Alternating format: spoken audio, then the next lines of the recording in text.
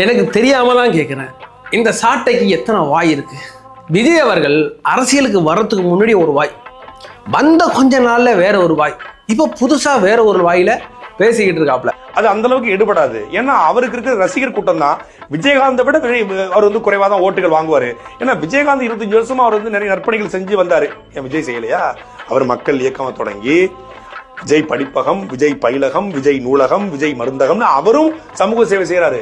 தெரியாம எத்தனையோ மாணவர்களை படிக்க வைக்கிறாரு, எத்தனையோ பேரை வந்து மேல தூக்கி விடுறாரு. அது எல்லாத்தையும் சொல்லிட்டு இருக்க வேண்டிய அவசியம் கிடையாது. அவருக்கு செய்யறாரு, அவரால் முடிஞ்சதை தாண்டி ரசிகர்களை வச்சு எவ்வளவு நலத்திட்டங்களை பண்றாரு. ஒரு பேஸ்மெண்ட்டை போடுறாரு. அவர் வரும்போதே ஓட்டே இருக்காது அப்படின்னா தேர்தல் நின்னாதானே தெரியும்.